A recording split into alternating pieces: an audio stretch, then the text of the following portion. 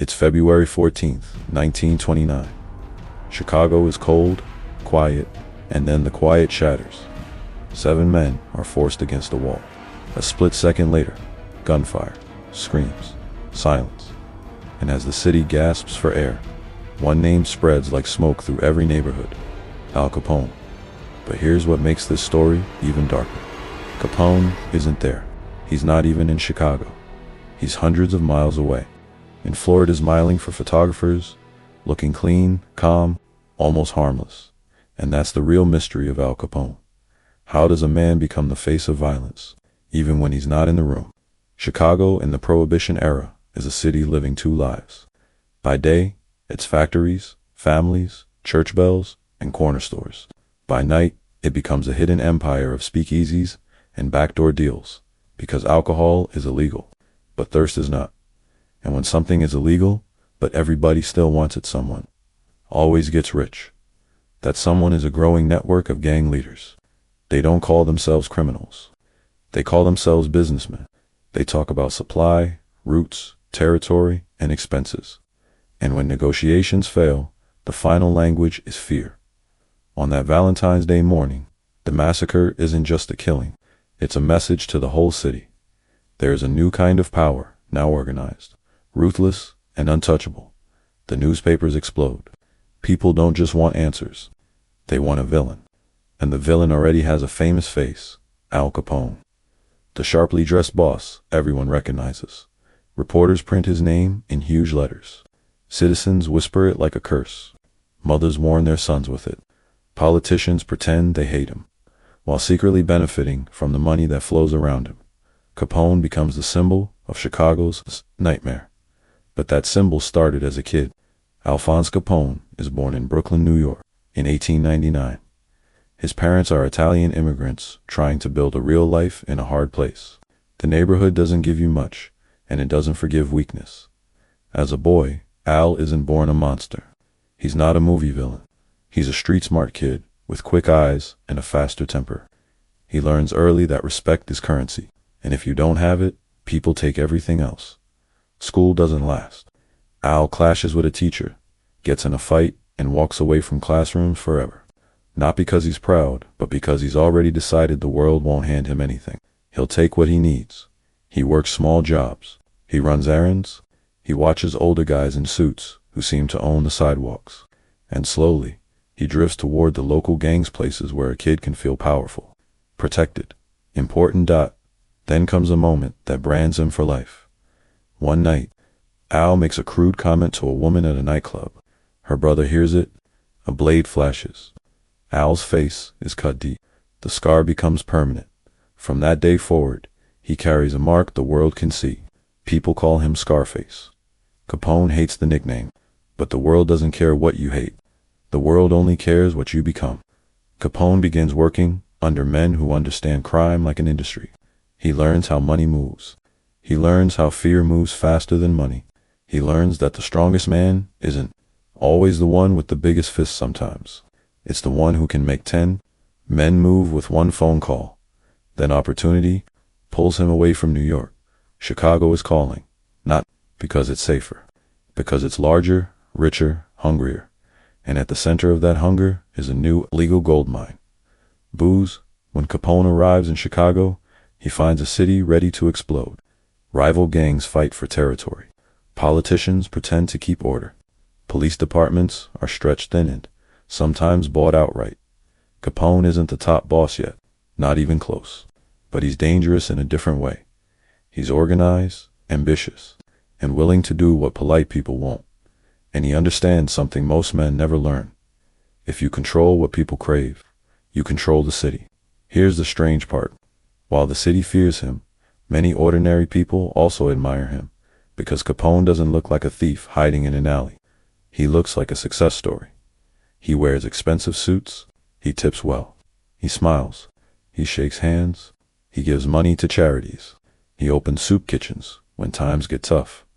To the desperate, he can look like a provider. To the powerful, he can look like a tool.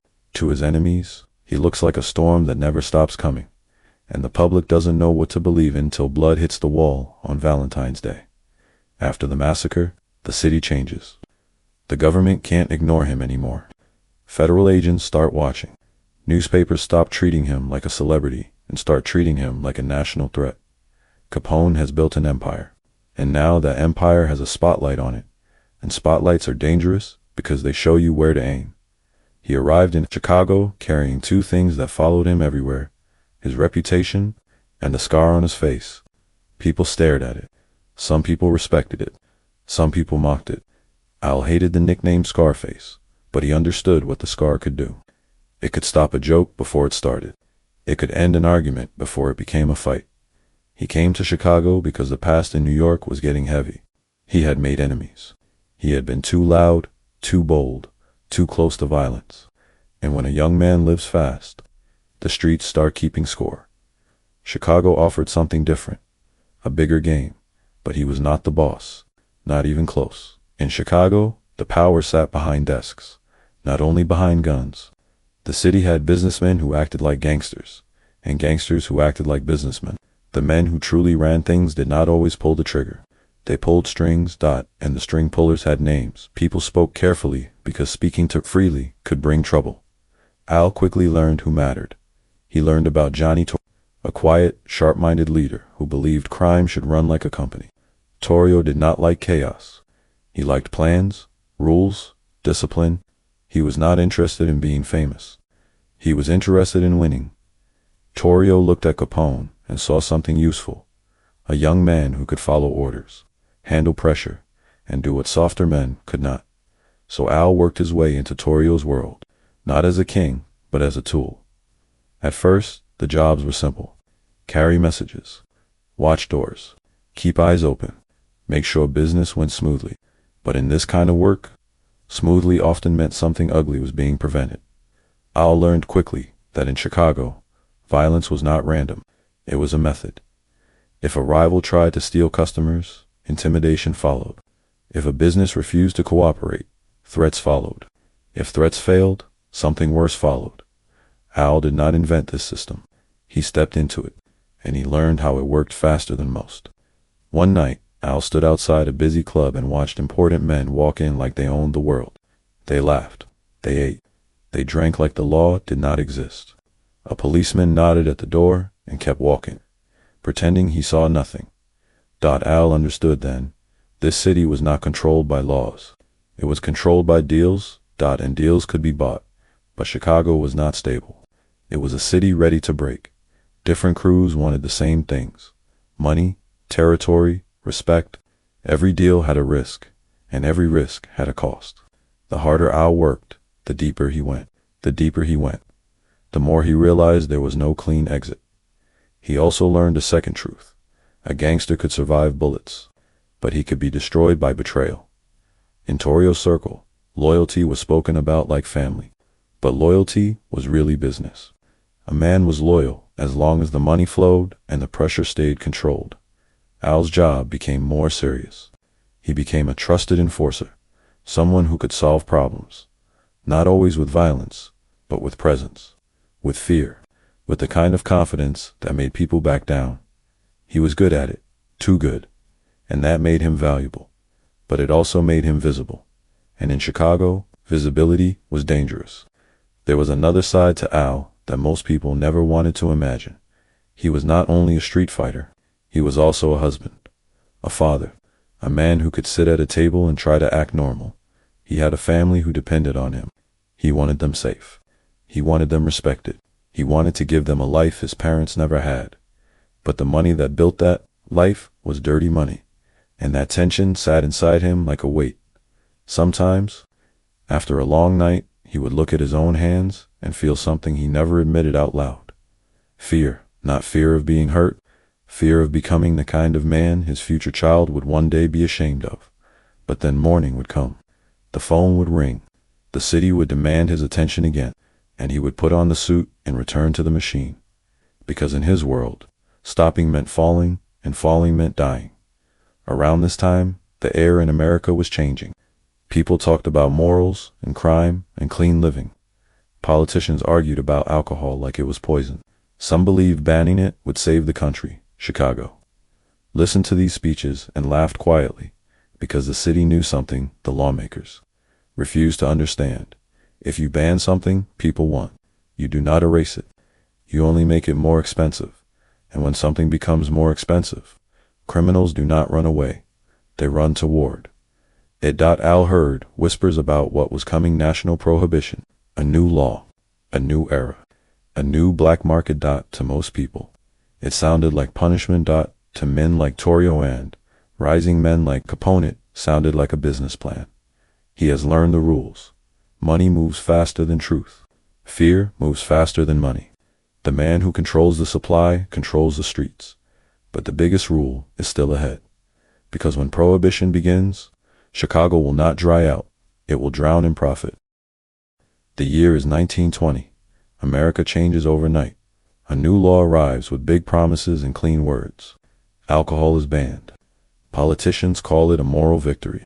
Preachers call it a blessing. Newspapers call it a new beginning.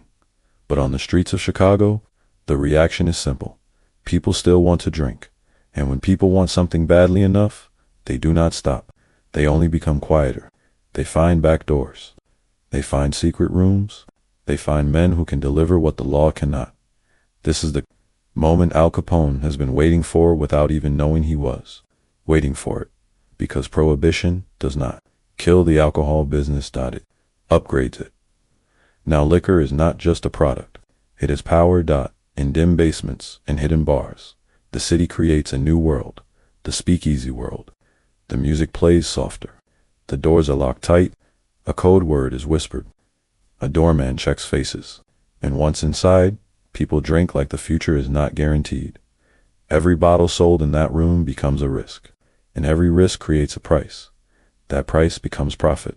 And in Chicago, profit attracts predators. One cold night, a truck loaded with liquor rolls down a dark street. The driver's hands are shaking. He knows one mistake could bring police, or worse, rival men with guns. He turns a corner, and suddenly a car pulls up beside him. Men stare through the window, silent and hard. No sirens, no uniforms. Just a look that says, this truck may not be yours anymore. The driver swallows. He keeps driving. He prays he is in the right territory. In Prohibition Chicago, even a bottle can start a war. Johnny Torrio understands the new market faster than most. He sees prohibition as a business opportunity, so big it could change everything. But he also knows something else. If the operation grows, enemies will grow to. And that's where Al Capone becomes more than a worker. He becomes essential. Capone is not just muscle anymore. He is a mover. He is the man who can stand in front of danger and not blink. The man who can walk into a tense meeting and keep his voice calm. The man who can push, threaten, or charm whatever the moment requires. Chicago is split into invisible zones. Each zone has a crew. Each crew has rules, and every crew wants the same thing: control. The Torrio Capone group builds their system like a factory. They set up supply, lines, beer, whiskey, gin. They secure vehicles, trucks, drivers, guards. They create storage warehouses, basements, hidden rooms. They pay for protection, police, politicians, inspectors. And while the public thinks alcohol has disappeared, the city is actually swimming in it. Capone watches the money stack up and realizes the truth. This is bigger than street crime. This is an empire. But empires make enemies. Rival gangs see the Torrio Capone operation getting richer. Speakeasies under their control are packed every night. Their trucks move without being stopped. Their people walk with confidence. Other crews begin to feel squeezed, and squeezed men do desperate things. A rival crew hits one of their shipments. A truck disappears. A driver is found beaten. The message is clear: pay us or lose more. Torrio wants strategy. He wants control. He wants calm. Capone wants action. Not because he loves violence, for fun. Because he understands fear has a language in Chicago. If you do not answer a threat, the city will smell weakness. So Capone's role becomes sharper. He starts leading more enforcement, collecting debts, protecting territory, making sure speakeasy owners do not switch suppliers, making sure employees stay loyal. Some men talk about Capone like he is a hero. He brings jobs, he brings cash, he keeps bars open and music playing. But others see him differently. They see the other side: broken teeth, bruised faces, and silence. Because in this business, customers are money, but respect is survival. Al Capone has a skill that makes him even more dangerous than his gunmen. He can justify himself in his mind. He is not destroying Chicago. He is feeding it. He believes people want to drink, and he is simply giving them what they demand. He tells himself that if he didn't do it, someone else would. And sometimes, he even seems to believe he is doing something good. During hard weeks, he gives money to people who have none. He tips waiters heavily. He helps families who are struggling to a poor neighborhood. That kind of generosity can look like love. But generosity does not erase violence. And deep down, Capone feels the pressure rising. Because more money means more attention. More attention means more risk. And the bigger his name becomes, the less he can move quietly. He starts to dress better. He starts to appear in public more. He starts to carry himself like a man who belongs at the top. He is becoming famous, and that fame is both armor and target. The city's tension reaches a boiling point. One day, Torrio is attacked. Shots ring out. Blood spreads. The man who built the comm system is suddenly reminded that Chicago does not reward patience forever. Torrio survives, but the message is loud. The war is no longer business. It is personal. And when Torrio looks at the future, he sees two options: keep fighting and risk dying. Step away and let someone younger carry the weight. Capone watches his mentor closely. He can feel the moment coming, because when a leader is wounded, the world begins to test who will replace him.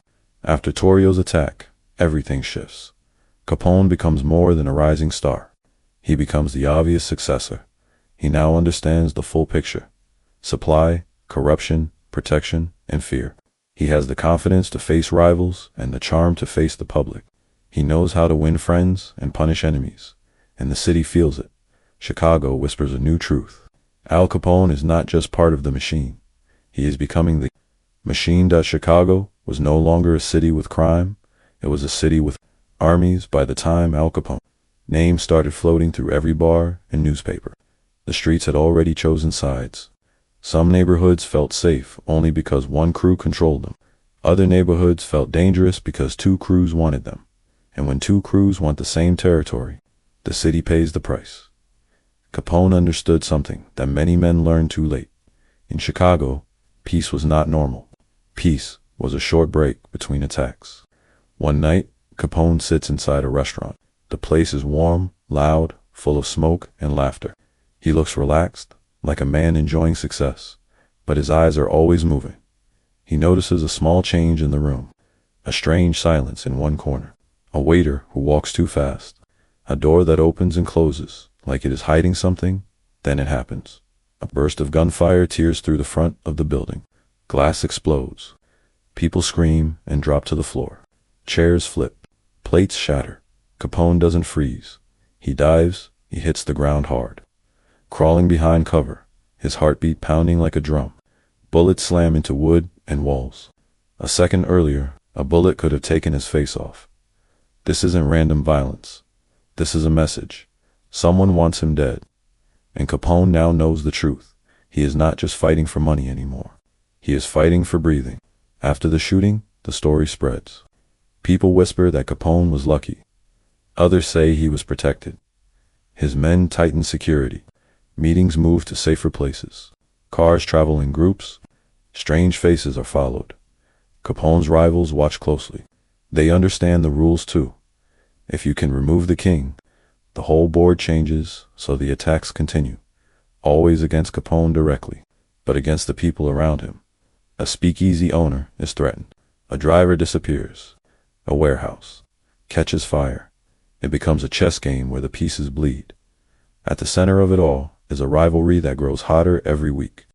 The battle between Capone's organization and the rival crews who refuse to bow because Capone is expanding fast. Too fast, he is taking roots, taking customers, taking influence. And every time he takes something, someone else loses it. In Chicago, men do not accept loss quietly. They respond. Capone does not always begin with violence. That's what makes him so effective. Sometimes he begins with a handshake. He sends a message to a bar owner: "We can protect you." He tells a businessman, "We can help you earn." He hints to a politician, We can make problems disappear, and many people accept, because fear is cheaper than courage. But when a person refuses, when someone tries to stay, clean Capone's smile disappears. Then comes pressure. Then comes intimidation.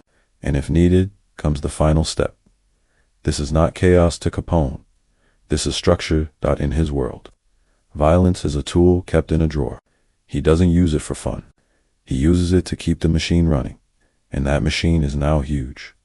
The more it grows, the more it requires control. And control demands consequences. Capone is famous now, not just in Chicago.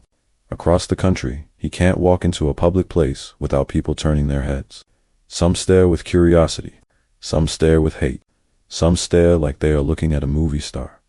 But fame is a bright light, and bright lights reveal targets at home. Capone tries to act like a normal man. He plays the role of a provider. He wants his family to feel safe. He wants them to believe he is in control. But control is becoming harder, because Capone cannot unsee what the war is doing. He hears about the innocent people who get hurt when bullets fly in crowded streets. He hears about the fear in neighborhoods that once felt calm. He hears about children learning to duck at loud noises. He tells himself, it's not his fault. He tells himself, this is business. But deep inside, something darker whispers, business shouldn't require blood. Capone doesn't say that thought out loud. He buries it. He replaces it with pride, with anger, with the belief that backing down would mean weakness.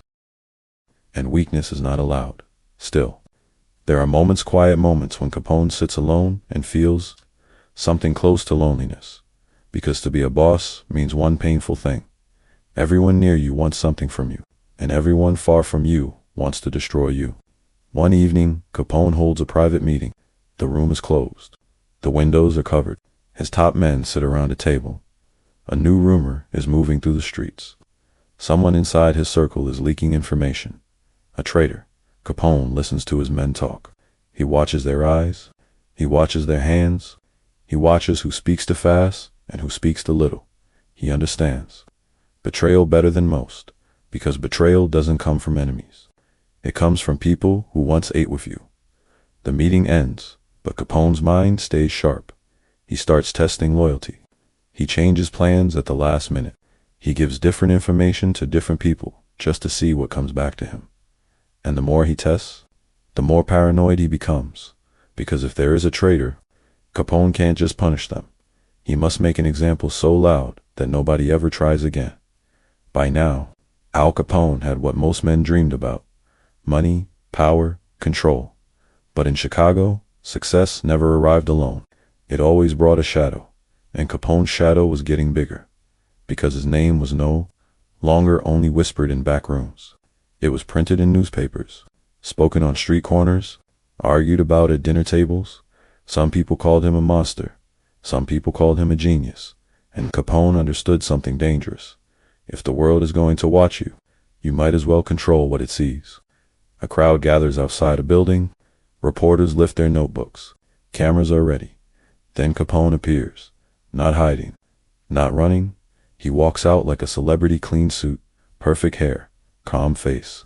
He smiles like he belongs in the spotlight. He shakes hands, says a few friendly words, and steps into his car. The flash of cameras lights up his face, and for a moment, it doesn't look like a gangster is leaving the building. It looks like a king. That is the strange power of Al Capone. He can make danger look like confidence. Chicago is now a city divided by opinion. On one side are people who fear him. They see the shootings, the corruption, the violence. They want the government to stop him. They want the city to breathe again. On the other side are people who quietly benefit from him.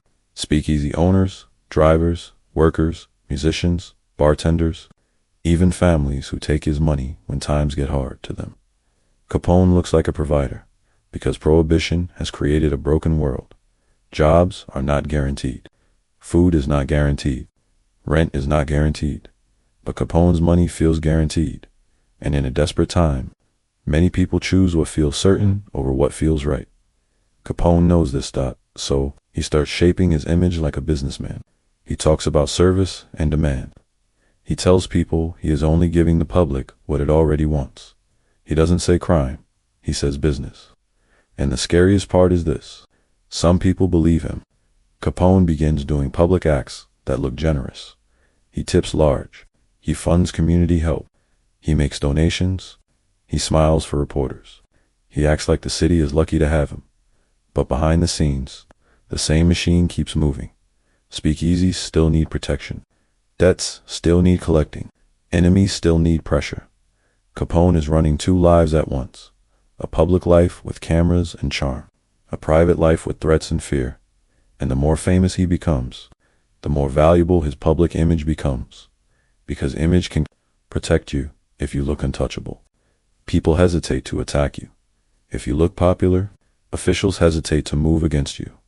If you look like a provider, some citizens defend you even when they don't fully understand what you do. Capone is not just selling liquor. He is selling a story. One evening, Capone sits in a private room with close men. A newspaper lies on the table. His face is on the front page again. The headline is harsh. It calls him the boss of Chicago's underworld. It links him to violence and corruption. It paints him as a national threat. Capone stares at the paper longer than usual. A man near him laughs and says, "Let them talk. It only makes you bigger."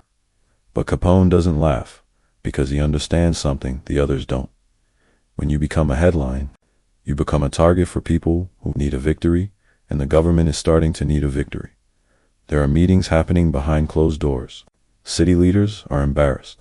Federal men are watching. Special agents are being assigned. Capone feels it in the air like incoming rain. The spotlight is not just light, it is heat, and heat attracts pressure. Sometimes Capone tries to convince himself that he is in control of everything, but then he goes home. He looks at his family. He sees the people who depend on him for safety, and for a moment, his confidence feels thinner, because he knows what the streets can do. He knows a bullet doesn't care who you are. He knows a rival doesn't care if a child is nearby. He knows that danger can walk through a door without knocking. He wants to be a protector. He wants his family safe. And he believes the only way to keep them safe is to keep winning. But winning is exhausting, and the city is changing. More shootings, more police raids, more angry voices. The public is starting to connect the dots. People are beginning to realize that Prohibition didn't create a cleaner society. It created a stronger underworld, and Capone is the face of it. The man whose smile is on the newspaper. The man whose name is easy to say. The man who makes a perfect villain. Capone begins to feel the pressure of being the face, because even if he didn't pull every trigger, he represents the whole storm.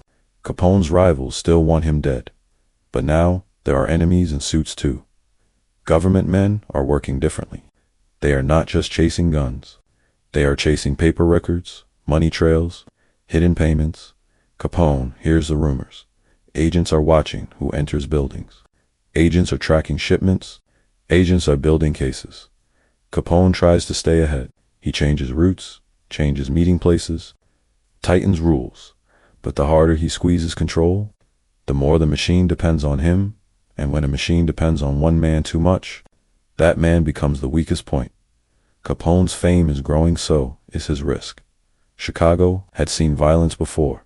It had seen bar fights, street shootings, and gang wars that came and went like bad weather. People complained, then adjusted. They learned which streets to avoid. They learned not to look too long. They learned to keep moving. But in February 1929, something happened that didn't feel like normal gang trouble. It felt like a warning to the whole country. A warning that Chicago was no longer just a city with criminals. It was a city where criminals could control the moment. On the morning of February 14th, 1929, 7 men are lined up against a wall in a Chicago garage. The men think it's a police raid. Uniforms, commands, hands up, no sudden moves. Then the uniforms move closer, and the truth arrives in seconds. Gunfire. End. When it's over, Chicago isn't the same. Because now the world believes one thing. If this can happen in broad daylight, then nobody is safe. The story spreads fast. Faster than the police can explain. Faster than politicians can deny. Newspapers print big headlines. People crowd around street corner news Radios repeat the same words again and again. Mothers pull their kids inside earlier. Business owners lock their doors tighter. Honest cops feel embarrassed. Crooked cops feel nervous. Everybody asks the same question: who did this? And almost immediately, the city points toward the name that already lives in the spotlight: Al Capone. Even though Capone is not in Chicago that morning, he is in Florida, away from the scene, living in warm air and sunlight, while Chicago shivers in fear. That detail becomes part of the story too, because it makes him look even more powerful. People start saying he doesn't even need to be there. Now, to be clear, the truth is complicated. Many details become arguments. Some facts are hard to prove in court, but in the public mind, proof doesn't matter as much as belief, and the belief becomes simple. Capone's world has crossed the line. Whether he ordered it or not, whether he touched it or not, the massacre becomes attached to his name like glue. And once something like that sticks, it doesn't come off. In Florida, Capone is not reading the news like a normal man. He is studying it like a general. A messenger brings him papers. Another man talks quickly, nervous, trying to explain what the city is saying. Capone sits still, but his eyes are sharp. He knows what this means. This is not just another gang story. This is a moment that creates national anger, and national anger invites national action. Capone understands something about the American government. It may ignore you when you are small. It may struggle with you when you are big, but if you embarrass it in public, it will come for you with everything it has. He looks calm in photos, but the pressure is rising behind his face, because he knows the spotlight has changed. Before, the spotlight made him famous. Now, the spotlight is becoming a searchlight. After Valentine's Day, even people who once looked the other way start acting different. Some politicians suddenly become tough on crime. Some police officers start making public statements. Some businessmen begin quietly cutting ties, not because they suddenly became moral, because they suddenly became afraid. Capone's rivals also feel the shift. They understand that a massacre doesn't just hurt victims. It also heats up the entire city. It makes law enforcement more aggressive. It makes people talk too much. It makes operations risky. The underworld doesn't love chaos when it affects profits. So now Capone has pressure from two sides, from enemies who still want him dead, and from a public system that now wants him removed. At the same time, Capone's organization remains massive. It cannot stop. Too many people depend on it. Too much money is moving. Too many secrets are tied together. If the machine slows down, people panic, and panic leads to mistakes. Here is the part most people do not consider. When a man becomes a legend, he loses something human. He loses the ability to live quietly. Capone feels it now. He may walk into a hotel lobby and see eyes follow him. He may sit in a room and sense fear even from people who shake his hand. He wanted respect his whole life. Now he has it. But it tastes different than he expected, because this respect is mixed with hatred, mixed with suspicion, mixed with the feeling that the world is waiting for him to fall. There are moments, small moments, when Capone thinks about the boy he once was, the kid who wanted to matter, the kid who felt small in a hard neighborhood. That kid would be amazed by what Capone became, but that kid would also be shocked by what it cost, because the cost is not just danger. The cost is being trapped inside a reputation you cannot escape. Capone did not only build an empire, he built a cage, and now the cage is getting smaller. After Valentine's Day, the hunt becomes smarter, because it is hard to convict powerful gang leaders for violent crimes. Witnesses disappear. People get scared. Evidence gets lost. Juries can be influenced. So investigators begin to think differently. They can't break the empire with bullets. They will break it with numbers. They begin watching money, watching businesses, watching who pays who, watching how a man lives rich without showing legal income. Capone may have many protections, but even the strongest boss has a weakness, and that weakness is simple. Every empire leaves a trail, not always a blood trail, a paper trail. After Valentine's Day, Chicago felt like a city holding its breath. People still went to work. Bars still opened behind locked doors. Music still played in secret rooms. But the mood had changed. The fear was different, now sharper, louder, more public. Because America was watching. And when America watches, the government feels pressure to act. Al Capone had enemies with guns, but now he had something worse. Enemies with badges, files, and time. A federal agent sits at a desk, staring at a simple question. How does a man spend like a king and claim he earns nothing? No gun, no chase, no dramatic shootout, just a pencil, paper, and a trail of money. This is how Capone's empire begins to crack, not from bullets, but from bookkeeping. Everyone in Chicago knew things about Capone. That was the problem. They had rumors, stories, whispers from scared people, but rumors do not hold up in court to convict a powerful gangster for violence. Investigators needed witnesses who would stand up, point a finger, and say what they saw. They needed people who would testify. Under bright lights, while Capone's men sat in the room watching, and most people in Chicago were not willing to do that. Some were too afraid, some were paid off, some had their own secrets and didn't want attention. This made Capone feel untouchable. It gave him confidence. Even when newspapers attacked him, he still moved like he owned the city. But federal agents began to learn something important. If you can't prove the crime, everyone fears. Prove the crime, everyone forgets. Taxes. It sounded almost funny at first. Capone was linked to violence, bootlegging, bribes, and control. The government might take him down for something as simple as money owed. But the truth was serious. If Capone had income, he had to report it. If he didn't, that was a crime the government could prove with records. Capone's public image could fight rumors, but it couldn't fight math.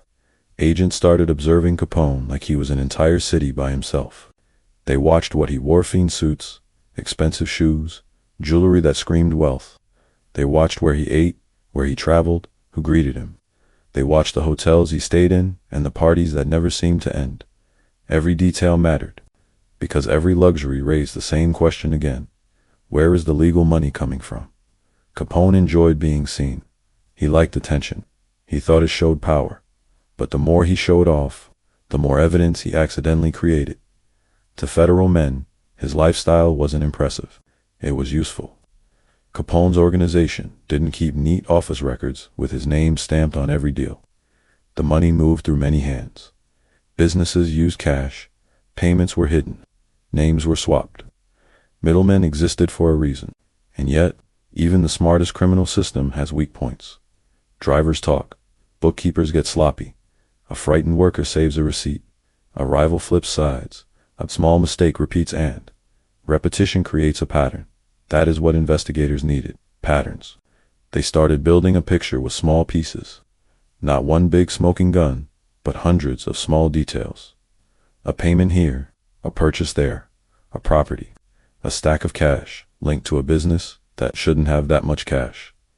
The government did not need to prove every illegal bottle. It needed to prove Capone's wealth was real and unreported. Capone believed he could handle it. He had handled rival gangs. He had handled threats. He had handled police pressure before.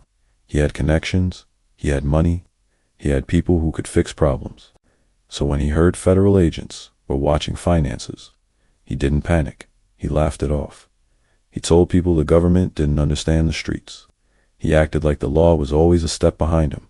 But inside, something started to shift. Because money cases are different. You can scare a witness, but you can't scare a bank. Record, you can bribe a local officer. But federal investigators don't rely on local loyalty the same way. And the more the case grew, the more Capone felt a new kind of fear. Not fear of death, fear of losing control. A gangster can survive danger in the street because he knows how to respond. More guards, different routes, stronger walls. But paper is silent. Paper doesn't warn you. It just stacks up until a court says you're finished. Inside Capone's circle, the pressure begins to change people. A friend becomes careful with words. A worker becomes nervous. A man who once bragged now looks down at the table. Because everyone knows this. When the government hunts a king, it squeezes the entire kingdom. Anyone close to Capone could be questioned. Anyone connected could be arrested. Anyone holding secrets could be offered a deal. And deals are dangerous. A deal turns loyalty into a choice. And in moments of fear, many people choose themselves. Capone begins to suspect that the greatest threat might not be a rival gang. It might be someone inside his own world who gets tired of living scared. By 1931, the walls around Al Capone were no longer made of rival gangs and street danger. Now the walls were made of paper. Documents, numbers, statements, receipts, witness notes. Things that did not bleed. Things that did not get scared. Things that could sit quietly in a file until the day a judge opened it. And the closer that day came, the more Capone realized something he didn't want to admit. This was a fight he could not win with fear. Al Capone, the most feared gangster in America, is not brought down by a gunfight. He is brought down by a question. How much money did you earn, and why didn't you report it? In a city where men died over territory, the government chooses a quieter weapon, taxes.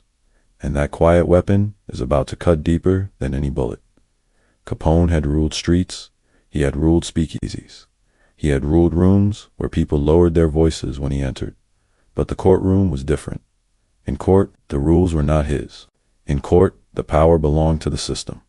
Capone still tried to carry himself like a boss. He wore fine suits. He smiled in public. He spoke like nothing could touch him. But behind his smile, a new tension lived. Because this case wasn't about he said, she said. It was about the numbers, say. The government's strategy was simple. If Capone lived like a rich man, the government would prove he had income. If he had income, the law required him to report it. If he did not report it, he committed a crime the government could punish. Capone could deny rumors, but he could not deny his lifestyle. The trial becomes news everywhere. People who once only heard Capone's name now watch his face in newspapers and newsreels. Some hope he wins, because they hate the government.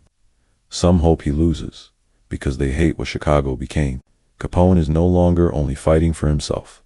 He is fighting for the legend. Because if he loses in court, his untouchable image dies. And once the image dies, the empire weakens. Capone's lawyers work hard. They challenge evidence. They question witnesses. They try to slow the case down. Capone's people look for angles, ways to reduce pressure, ways to control the outcome. But the government is prepared. It has files. It has investigators who spent years building patterns. It has statements that connect the spending to income. It has proof that Capone's money did not come from a legal job. And now, Capone's fame, once his armor, becomes a knife, turned inward, because the public knows he is rich. And that makes the government's argument easier. Capone had always relied on the idea that juries could be influenced. In Chicago, fear could silence a witness. Money could soften a decision. But this trial is high profile, and when a trial becomes national, the system takes extra steps. The government worries about bribery and intimidation. It watches the jury closely. It protects the process harder than usual. Capone begins to see the truth. This is not the usual local game. This is a bigger battle, and in bigger battles, even kings can be treated like ordinary men. There are moments during the trial when Capone looks tired, not physically, emotionally. He is used to controlling rooms. In court, he sits and listens while other men speak about him like he is not there. They talk about his money, his habits, his spending, his world. He hears his name repeated in a way that feels different. Not as a threat. As a defendant. And that word changes everything, because a defendant is not feared. A defendant is judged. Capone tries to stay hard, but the pressure shows in small ways, his jaw tightening, his eyes narrowing, his smile fading quicker than before. He realizes he cannot threaten the judge. He cannot intimidate the papers. He cannot punch a spreadsheet. This is a war fought with calm voices and strong proof. At some point, Capone's lawyers explain what the government has. Not rumors, not gossip. Evidence. They explain that the government does not need to prove every crime. It only needs to prove Capone failed to report income, and that failure is clear. Capone listens. He sits quiet. For once, he doesn't crack a joke. He doesn't smile for the room. His mind runs through a hard reality. If he is convicted, he will be taken away. And if he is taken away, his empire will be managed by others. And when others manage your empire, it becomes less yours every day. Power is like that. The moment you leave the chair, someone else sits down. When the verdict arrives, it hits like a punch. Capone is convicted, not for the violence that made him famous, not for the killings, The public associated with his name, but for tax crimes, because he didn't report income to the world. It feels strange at first, almost too simple, but then it becomes clear. The government did what the streets could not do. It put the king in chains using law, not bullets. Capone is sentenced to prison time. That is serious and heavy. The cameras catch his face. The public watches the shift. This man who once looked untouchable, now looks human. And that is the biggest loss of all. Because once a legend looks human, people stop fearing him the same way. They start replacing him. Capone's empire does not disappear in one day, but it begins to weaken. The men who were loyal for profit begin thinking about their own futures. Rivals begin sharpening their plans. The city begins to breathe differently, like it believes change is possible. Capone is sent into a world he cannot buy, charm, or threaten his way out of. A world of bars, rules, and time, and that world will not care who he used to be. Prison is not only a place, it is a message. A message that says, the world has rules, and you are no longer above them. Al Capone had spent years living like a man who could bend reality. He could buy protection, he could buy silence. He could buy comfort, he could buy loyalty. In Chicago, he moved like a king with an army. But when the prison gates closed behind him, Capone learned a truth no suit could hide. Inside these walls, money is weaker, and names are not always respected. The guards don't call him Mr. Capone. They don't smile for cameras. They don't flinch when he looks at them. They look at him like he is paperwork. One of them says, calm and cold, you follow rules here. Capone hears it and understands instantly. This is not Chicago. This is a place designed to break men like him. At first, Capone tries to carry his old self into prison. He stands tall. He watches people. He studies who might be useful. He speaks like he still belongs at the top. But prison has its own culture. Inside, there are criminals who don't care about newspapers. There are men who are violent without strategy. Men who have nothing to lose. Men who don't fear a reputation built outside these walls. Capone's fame follows him into prison, but it does not protect him the way it once did. It creates problems. Some inmates want to challenge him, just to prove they can. Some want favors. Some want money. Some want to use his name for status. And the guards want one thing, control. That means Capone is watched closely. Every move is monitored. Every conversation matters. Every attempt to gain influence is treated like a threat to the system. The prison does not want a celebrity. Gangster running anything, it wants an inmate. So Capone is stripped of what he loved most, his ability to control the room. In Chicago, Capone had people opening doors for him. In prison, he stands in lines. He waits for food. He follows schedules. He is searched. He is counted. He cannot decide when to sleep or when to eat. He cannot decide where to walk without permission. The small humiliations pile up day after day. Like stones, and the heaviest stone is this. He is forced to be ordinary. That kind of punishment is invisible. But it is powerful, because it attacks the identity. Capone's battle is not only with prison rules, it is also with time and with his own health. Years of stress, violence, and hard living have consequences. His body begins to weaken. His mind begins to slip in ways he cannot hide. At first, it is small. He forgets details. He repeats stories. He struggles to focus. Then it grows. The man who once planned routes, territories, and decisions across a city now struggles with simple calm. Prison doctors notice changes. Guards notice changes. Other inmates notice changes. And nothing is more dangerous in prison than looking weak. Capone begins to understand that in this new world, his biggest enemy may not be a rival. It may be the slow breakdown inside him. Later, Capone is moved into a prison designed for people exactly like him and who had too much influence elsewhere. Men who could not be controlled in normal facilities. A place surrounded by cold water, hard walls, and strict discipline. Alcatraz, when Capone arrives, he feels the difference immediately. This prison is not just about punishment. It is about isolation. The rules are harder. The guards are firmer. The environment is colder, both in temperature and in spirit. No special treatment. No special favors. No special status. Alcatraz does not care about Capone's history. It cares about compliance. And that is why this place is so powerful. It removes the gangster's main weapon, connections. One day, Capone hears laughter not about him being funny, but about him being old news. A younger inmate says something like, "That's the guy they used to talk about." Used to, that word cuts deeper than any insult, because Capone realizes his legend is fading, the world is moving forward without him. Chicago's streets still exist, but his hands are not on the wheel anymore. New people are making deals. New faces are taking spaces.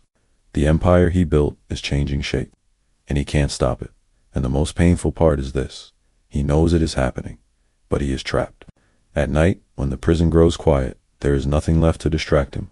No meetings, no loud music, no parties, no crowds calling his name, only walls, only the sound of other men breathing in the dark. Capone begins to sit with memories. Some feel like victories. Many feel like regrets. He thinks about the boy he used to be, the kid from Brooklyn who wanted respect, the young man who believes power would fix everything. And he sees the truth clearly now. Power didn't fix him. Power exposed him, because the thing he wanted most, respect, became the thing that trapped him. It pushed him to grow bigger, louder, harder, until he became a man the world couldn't ignore.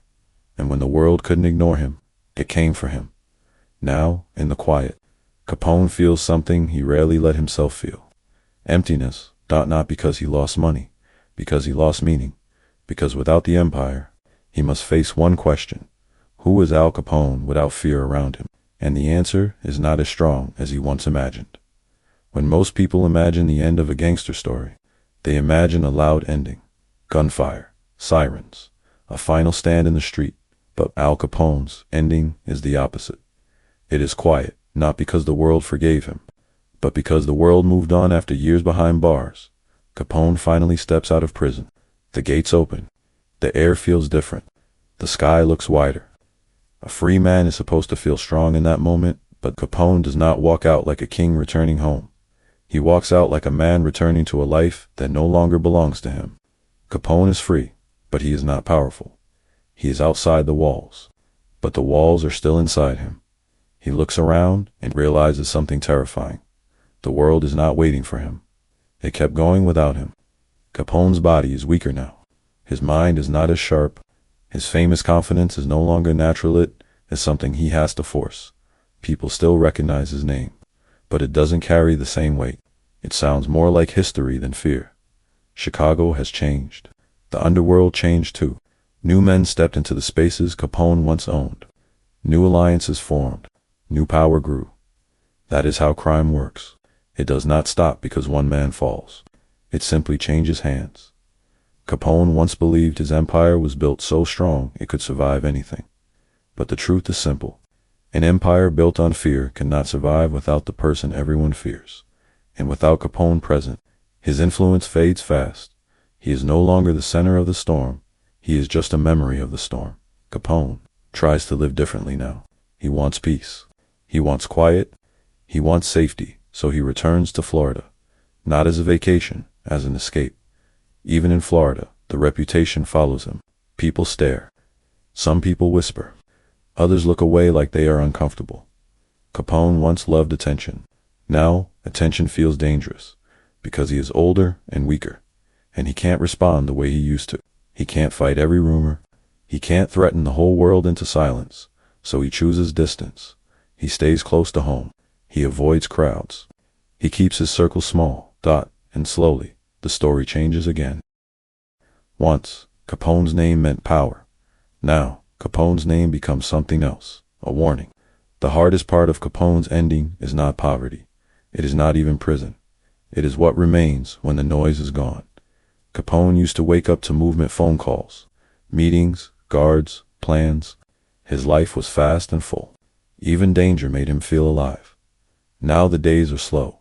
The rooms are quiet, and in quiet rooms, regrets get loud. He starts to drift into memories. Some are sweet, many are heavy. He thinks about the people who once followed him. He wonders who really respected him and who only feared him. He thinks about the money he made. He wonders what it truly bought. He thinks about the moments he tried to look like a hero, giving money away, smiling for cameras, and he starts to see the truth clearly. He wanted respect, but the respect he earned was made of fear, and fear does not love you back. Capone's health continues to decline. The same life that lifted him up now takes its payment. The stress, the pressure, the years of violence, and the time in prison, everything catches up. The man who once controlled the city now struggles with his own mind. That is the cruelest twist. He survived the war outside, but he could not escape the war inside.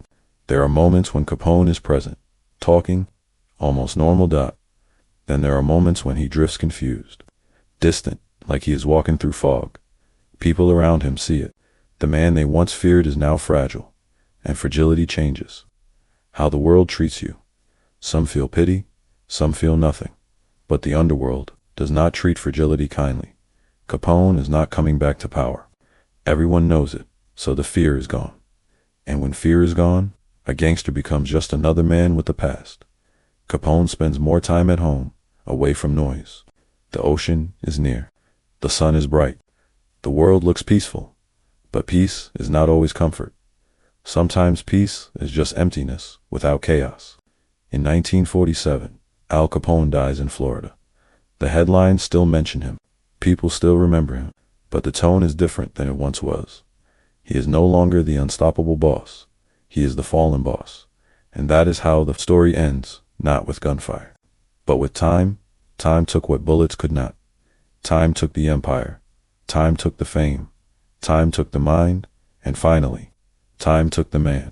Al Capone's life becomes one of the most famous gangster stories in American history because it sits at the meeting point of three forces. A country that banned alcohol but couldn't ban desire. A city filled with corruption, where money could bend the law. A man with ambition, violence, charm, and a hunger for respect. Capone did not invent prohibition, but he used it like a ladder. And for a while, he climbed higher than anyone expected. But the higher he climbed, the more the fall became inevitable, because one truth always wins in the end. No empire built on fear lasts forever. And now I want to ask you, do you think Al Capone was born dangerous? Or did his time and environment create him? Drop your answer in the comments. If you enjoyed this complete true story biography, like the video, subscribe, and turn on notifications, because the next biography will be even more shocking. And if you want another gangster series, comment the name you want next.